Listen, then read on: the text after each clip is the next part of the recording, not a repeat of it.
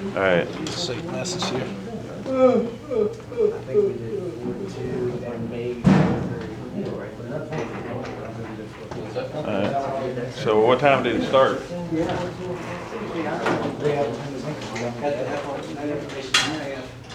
All right. Thank you for letting me know.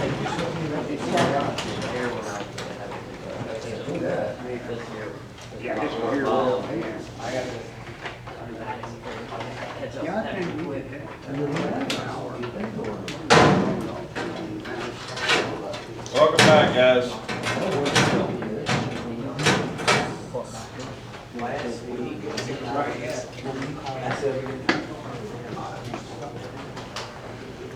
For the sensors, I give everybody credit. That's not the sensors. That Not was the last last week's. one, the second to last one. The pneumatics, there's a pneumatics that you actually go and do some lab work in terms of the components themselves, hooking things up. And I didn't get that paper.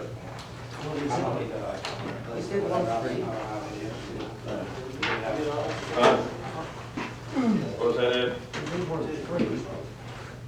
Yeah, but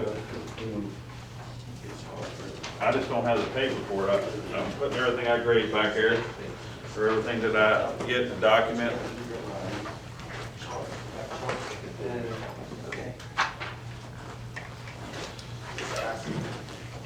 All right, guys, first thing I'm gonna key in on here is we're gonna change up some stuff, or actually enforce something that we talked about previously. If you come in and you don't put your name up on the paper out here to be on the lab, sorry about your luck. In other words, if you come in and Jason comes in and puts down to him, John, or himself, John and Mike are gonna be here at 11 o'clock, they're here at 11 o'clock. Then Ed and Alex and Jeff come in and they've got their name down and they're on the other side, and then Mr. Kelly comes in. He's out of luck until one of them open up. What we're getting at is there's been a lot of, oh, John's already working on it. Can I help? He's already been here an hour. Is that fair to John? Have I gained anything?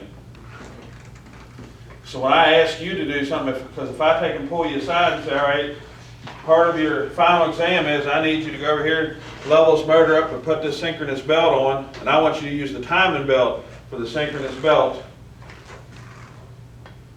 Everybody gonna be able to do it, and everybody gonna be able to check the proper tension? Hopefully. But there's a possibility that some of us may not, because we're getting there with 20 minutes left in the hour and a half or 2 hours that we should be working on it. And most of the work's already been done, and we just have to get there in time to put our signature on it. I'm sorry, that's just, it's not fair to all the others that are putting forth the effort. And the biggest person it's not fair to is yourself. I mean, seriously, how can we gain the hands-on experience? And guys, this is the biggest thing that's gonna help you. I know some of y'all thinking, man, I don't need to get dirty doing any of this stuff. I can look at it and figure it out. I'm sorry. Yes, you will look at it and you will figure it out. Most of you are intelligent enough to do so. However, let me tell you, for the ones that are getting their hands dirty, there are certain things that they won't do the second time that they did the first time they stumbled through it. It's just part of hands-on experience. That's what it's all about. And if I delay that first time experience, it may end up on the job site is when I have that first time experience and I say, well, yeah, I did that in there in that mechatronics lab. What did you do in lab then? Kind of really makes us look bad, doesn't it? So, I mean, bottom line is, what's it going to do for us and how does it affect us? All right? We went through a lot of different things here in this semester. It's been a tremendous amount of hands-on. People have missed for various reasons, and I've been very flexible, at least I've tried to be. All right? But hey, guys, I mean, bottom line, we got to make sure that when we leave here, we have the knowledge we need, and we have the certainty to ourselves. We have that confident attitude that this is the right answer. I know what I'm doing. Let's get at it. And instead of, and you're done in the back of your mind, man, I don't have a clue. Is that a grade 5 bolt? Is that a grade 2? I forget how you check it. I didn't pay close attention in class. Is that a V belt or a synchronous belt? I remember they had something called shiv gauges. What did they look like again? Yeah, I'm throwing a whole lot of different little things here, but it's reality, guys. So come on, we got to step it up. And it isn't fair. I mean, we've had suggestions come in about more equipment and different things. And don't get me wrong, I'd love to have more equipment. Nothing would tickle me more than, because trust me, I'm trying to get vent to all the different companies. We're working with Ecolab right now to try to get three or four pieces of process equipment. Not one. I'm pushing for 3 or 4. You might call me greedy? Yes. A hog? Yes. Every piece of broken equipment, we'll take it. I'm working on a deal with Macy's that they have rollers that they have go bad. It is more cost effective for them to throw them away than to rebuild them. No, don't throw them away. How about you get several of them, and for lab projects, my guys rebuild them. If you have the spare bearings, you give us the old roll, we'll press the old one out, press the new ones in, and check it for functionality. He says, really? I said, I'm not trying to take and say that everything you break that we can fix for you for nothing. However, when we're working in the mechanical systems, what better way to learn how to use a hydraulic press and learn about the different style of bearings, the different tolerances involved, and different ways to properly install them. I mean, we're going over it, right? And when later on in the mechanics too, we're going to be using the hot plate or the cone heater or the freezer, if we can get a refrigerator in here. I'll work on that too. So we have a shaft, if it's small enough to fit in the freezer, that we've frozen. We have a bearing that we've heated, and we just take a glove and slide it down on where we want it. Now actually, once we do the bearing heater, not the mandrel, we have a mandrel and a plate heater that it's okay, but it's not the same as that cone heater. We put on that cone heater, bring up the temperature, use the heat temperature pin to make sure it's at the right temperature. You take the leather glove, grab the bearing, and it literally just drops on there. It is a, what they call press fit, basically 0 tolerance. It may be 1 thou under. Well, when you heat the bearing up to 300 to 400 degrees, they'll expand 1 to 2, maybe 3 thou. You think, man, that isn't much. You look at that feeler gauge, 5 thousandths, you can barely see the edge of it. Doesn't take much, does it, Mike? But I tell you what, if I have to stand over there, and I bet this man's done it, and this man's probably already done it, you take a piece of pipe, and the old axle bearings you put on your car, you cut the other apart, or you took a hammer and you beat it until pieces broke apart back on the farm. I can tell you I did it. You broke the outer race off, cut the cage for the ball bearings, then you took a grinder and broke the bottom race. Once you did that, you took your new bearing and slid it down on. You got another piece of pipe that just hit that inner race, and you sit there and you drove and you drove and you drove till it was in place. And don't miss the pipe. Hurts, doesn't it, Mike? Say all kinds of nasty words. And then you get all them nice bumps around there, because I had friends that missed the pipe a lot. You can't mix red, white, and blues and driving a pipe. It doesn't go together. But we can have a good laugh about it, because we've all grown from that. At least a couple of us here. All right, Ed, I'm sure you probably fell into that same category. And Jeff, you may have done it. I don't know. But but the bottom line is, we have the equipment, so it becomes, I mean, just almost like it wasn't even a job. Now, can a heat plate and a cone heater be used every time? No. Some are sealed bearings that are lubricated from factory. So what happens if I take that normal lubrication and I subject it to 500-degree heat? Liquefied. It's gone. So now I took a sealed bearing that's supposed to be good for the life of my machine and ruined it by putting it on the machine, on the shaft. So I got to have an alternative means of putting that together, hence the hydraulic press. All right? So, but if we don't have that hands-on experience, we can't take that with us. And if Mr. Jones is out here, he's doing his part, and he's doing it by himself, and Mike were to walk up right at the last 5 minutes and get to see him releasing the pressure off the press, oh man, what'd you do? Oh, can I put my name on there with you? See? Well, he trusts that you know what you're doing. I trust that it's working. But I mean, yeah, I've got that colorful past that unfortunately I've got scars to show that I did it and other things. However, you young gentlemen, I'll say young to all of you, including you, Ed,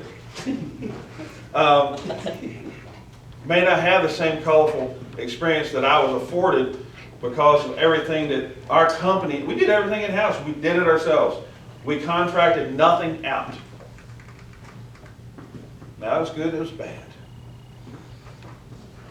That meant there was 12-hour days a lot of times 6 days a week. Hey, boss was good to you on Sunday, you only work 8.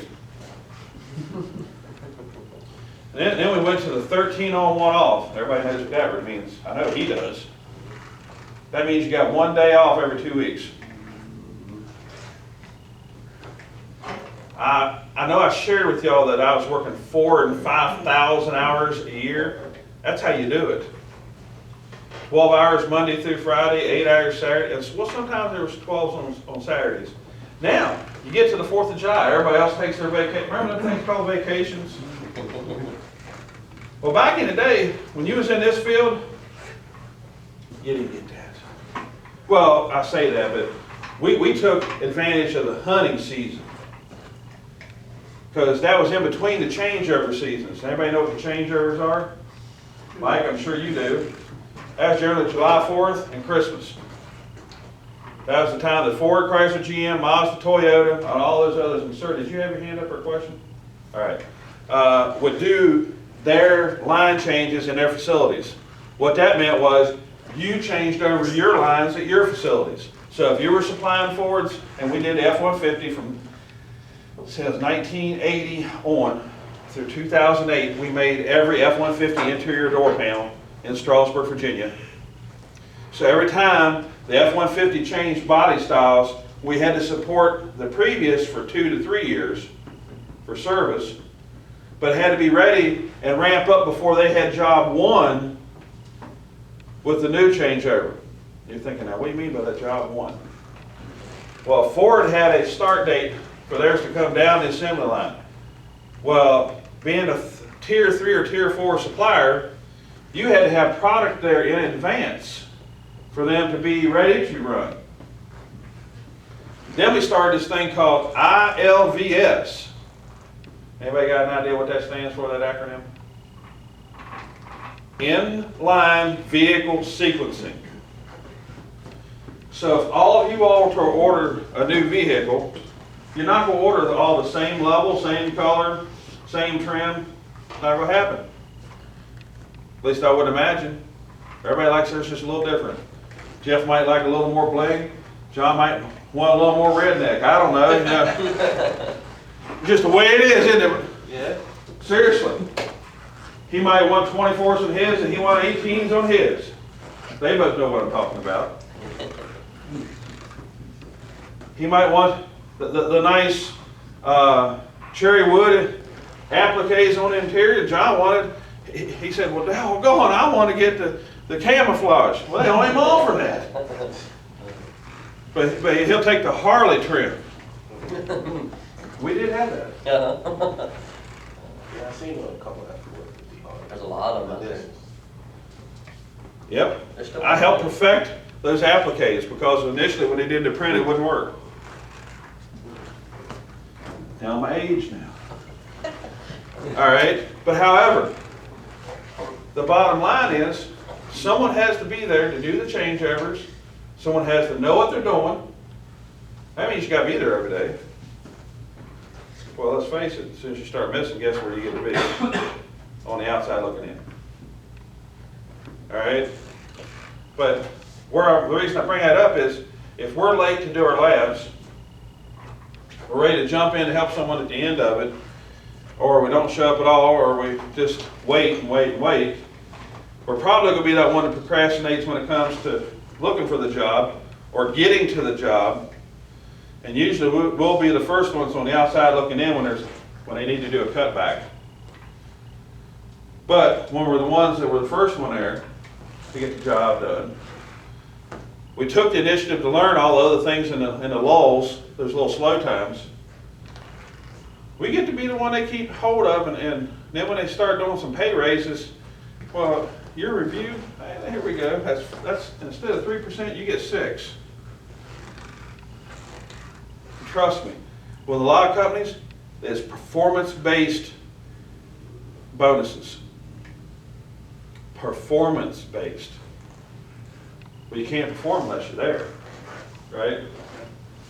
So, I mean, this lesson we're going to be going into lubrication. I got some time here because it's not a whole lot of information. That's the reason you'll see there's a lubrication chart. There's another added paper in there, along with the answer sheet for this lap. All right. We do have a viscosity gauge in there, and I'll have to see if we have the 3 different oils. If we don't, we'll go pick up 3 different weights of oil. All right. Now this was in color, but due to the fact that the printer was, for some reason, just on a black and white kick today, you got it black and white. If you want a colored print, you just have to let me know. We'll get it another day. But do we have any questions up to this point? And again, guys, don't feel that you can't come to us with suggestions. All right? We will address each suggestion as professionally as we can. We'll give it all the weight that we can. I mean, one suggestion last semester was we need a microwave. Well, thank you, Mr. Kelly. He used it for the first time today. But it's there. It's been there. It's been available. I mean, but seriously, I mean, when you all make suggestions, we do listen. All right? But however, when we make suggestions and we put it out there that something needs to change, we need that help. Another thing I need to mention, keys and lockouts. I don't know who, but somebody that's here today brought keys back with them because they took the keys home with them because the lock that was on here didn't have any keys. And I come in to mention it to y'all, next thing it's got both keys. Deductive reasoning. That means somebody here guilty. Is your check on top? Yep. I'm tall enough I can see without having to go. Because we had another, it went to go use it Friday, wasn't it? And it wasn't there. No keys Friday. Mr. Zuby leaves me a message. So I come out here. Of course, I don't know if Jeff can see up there, but I was like, well, they didn't know up on top. I look all around. I said, well, ain't this something? So, I mean, I know that I got a key now because I set it over there.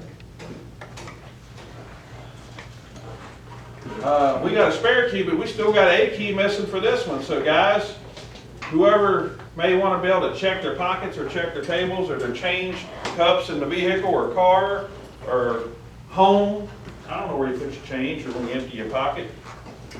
But what we're going to do, instead of me, and that's my fault, I'll take the blame for this. I pushed you to put it in your pocket, all right? And I apologize. I mean, company, when we get out in the field, that needs to be where it goes. Here in class, we just got to set it on that computer cart right there. So that way, if you forget, because we ran out of time or what have you, it's still here on the cart. What I'm trying to foster here is the habit that we don't leave a key in the lock. All right? Because if I get this to become a reflex or instinctive, because if I do something enough times, it becomes a habit or instinctive. It's just like your seatbelt. Once you put it on enough, the first thing you do, you get in your car, you just put the seatbelt on, or right after you start the car because you forgot as soon as you sit down, but something don't feel right there. It becomes instinctive. It's like a lot of people, every time the arm bends, the mouth opens. It's instinctive. You can tell it works a lot for me. All right. So you had a chance to look through the papers. Any questions? Everybody's good with where we're at with the laps? Everybody knows that we've only got like 3 weeks left. So we need to really be getting on, if we're behind on laps or labs, get them done. It's 50% of your grade, right? We're working on internships. We're waiting for responses from companies. We've gotten responses from 2, I think it is. Which two? Ecolab made an initial response, and who was the other one? The old Veriform? Veriform contacted us too. Plygym. Plygym. So Plygym. they're supposed to confirm how many each wants. US Silica had mentioned they wanted 2 or 3. We're just waiting on, a definite confirmation in regard to that. Because those 2 or 3, I mean, it's going to be a little bit into the field, but what it's going to really hinge on is, they have a lot of signs that they need to change out outside of the building. Other miscellaneous work that needs to be done. You'll be working with hand tools. And, hey, if they pay $8 an hour, doing stuff like that, you work at your own pace. Yeah, I'm sure some of the signs you'd be cutting those bolts off of, but that place has been there for a while. When we went over and visited and toured the place, it initially opened 100 years ago. Now, where is this at? US Silica. Oh, Purple Springs. all right. They claim they have enough sand and stuff with the new site they have on the other side of the river over in Cumberland to go another 100. That's what I shared with you today. Ed, you got that look. I just know one of the pilots that works for them. You know one of the who? Pilots that works for Silicon. I don't know any of the pilots. Yeah, they own the airstrip right there Yeah. along the river too. Mhm. Between Berkeley and Hancock. When you've been in business about 100 years and eating that much land, you should own something. No. At one time, they used to produce enough silica, well, they used to produce one of the best quality of silica that they used for actually PV construction. But now, there's a lot of iron ore, and they're saying that they use it for everything from caulks to paints to actually concrete, so. Yeah, it's just one of those things. All right, so let's get into this lap. Again, it's not very involved. We understand the importance of lubrication, right? And we know what happens when we forget to lubricate. Now, let me even add a little bit more to that. Most of y'all can relate to Coors. You've heard that name. I'm sure it's not a stranger to all of you all. All right. Well, I actually got to train with one of their head maintenance men, who actually is in charge of training for their maintenance staff. All right. So while I was in Jeffersonville, Indiana, right across the river from Louisville, Kentucky, he got to share it with me. Well, if they're lubrication staff, you actually carry a vibration analysis equipment with you. They add lubrication until they're actually at a certain reading on their vibration analysis machine, because they take it that seriously. They actually bought each one of them a $15,000 unit that they're actually checking the machine for vibration while lubing it. And they base, again, the amount of lube it gets on that vibration. Now, if they've lubed X amount and they can't get the proper reading, they know that they have a bearing or something going bad. This is how serious it is. They don't want their facilities going down. People don't like it when they don't have their fermented beverages. There's apparently a lot of people like Coors and all the other beverages they sell. They sell a multitude. Anheuser-Busch. Huh? Anheuser-Busch. All right, so we understand the significance of lubrication. And why is there a deal about viscosity? What does it mean about viscosity? It fixes how freely it will flow.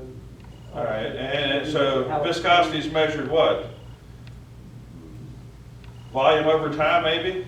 I don't know.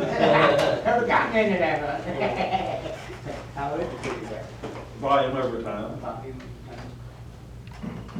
Or volume in regard to time, however you want to word that. Or they have a given size orifice. They pour a given amount into a dip or a cup. And actually, a lot in paint, especially, if I was to check the viscosity of a paint, I actually dipped, and I had a specific vial that had a given size orifice. And when I dip, it'd be full, and I start as soon as I left the rest of the container for my time. And when it emptied, I hit the stopwatch and I checked it. If it wasn't within a certain time, the viscosity was wrong, and I couldn't run it through my paint gun. We actually have a viscosity gauge here that actually has a ball bearing. Well, matter of fact, Tawana, I guess I could pass that around. Let's see what drawer we're in. Just do me a favor and please don't drop it.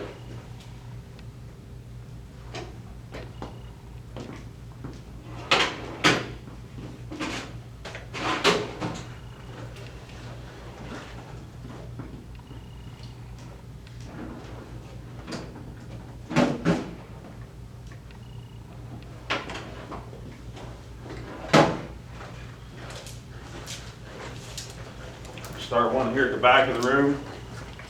If you'll hand me the paper and rubber band out there, and I'll start this at the front of the room.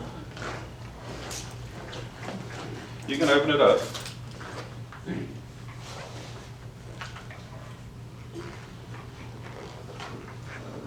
So there.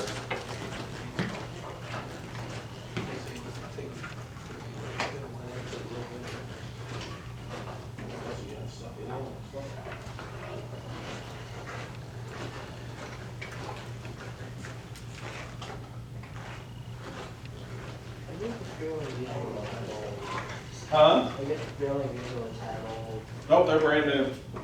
I know, it looked like there's something from the 1800s, don't they? They do. They're not used for colonoscopies, I can tell you that. All right, now we got our joke out. Lubrication concepts. And now, nearly every industry in the world uses a machine of some sort. In order for these machines to function properly and to last as long as they are designed to, component wear and tear must be kept to a minimum. This is accomplished through proper lubrication. In this lab, you will learn the various types of lubrication and how they are applied. They use this information in vital. The use of this information is vital in preventing premature failure of any type of machine. Now, I will add, there are a lot of different machines now that do have the pre-lube bearings or sealed bearings, and even the pillow block bearings are coming pre-lubed, and some don't even have grease fittings on them. And they claim that they'll give you the MTBF on so you can determine whether you're going to grease them or not, because they claim, some used to claim that as soon as you greased one, you just shot it in the foot and created its failure. Wow. Because people don't watch how much grease they put in, and as soon as you blow the seals out on them and start pushing a great deal of grease out, grease is like a vacuum cleaner. It draws dust. So as soon as you pump the grease out there and you create a large portion of grease around the bearing, you've created a surface that now is going to attract all the different contaminants that are in the air. So when greasing a fitting or bearing, you shouldn't grease until you see it washing them out a little bit. You need to watch, I mean, to watch just a little seepage come out, it's full. Why keep going until you got this great big gob hanging off the side of it? I mean, it's two things. Now you've got dust collector, and as soon as you got to work on it, now you got something that's just coated all your tools, your hands, and everything else with big gobs of grease. So why would you want to do that? Because people are lazy. They don't pay attention. Oh, I put 6 pumps in last time. It's taking 6 pumps this time. And 5 out of the 6 pumps just went out across the shaft. And of course, then I had the other guys. They would come up to a grease fitting, or a grease zerk as they're called. I mean, everybody, I guess, knew that there's another word called zerk, right? John, have you heard that? That's a new one to me too. Check it out, grease zerks. Showing my age. Any hoot. They won't even be on a grease fit, and it won't even have snapped over. You know what I'm talking about? That feeling whenever you get that grease zerk, when it actually fits into the grease gun correctly. Uh-huh. I can hear it up here, Ed. Ooh, that's good. I'll wake up. You didn't hear it? Barely. I'm tongue deaf. Oh. That's the reason you ignore me. Huh? See? However, guys, when that grease gun fits up on that grease zerk correctly, or grease fitting, you'll feel it snap on. All right? Well, a lot of guys that get that nozzle just up against it, start throwing the grease to it. Then they got this great big gob of grease on the outside of the fitting, and nothing went in the bearing. So they get through, and what they're basing their lubrication process on, how many tubes of grease did you use today? Well, I used 6 like every other day. Well, 80% of fittings didn't get a drop of grease inside of it. So now the grease hardens. Remember I told you they're clay-based, petroleum-based greases are actually have clay in them? Well, after they sit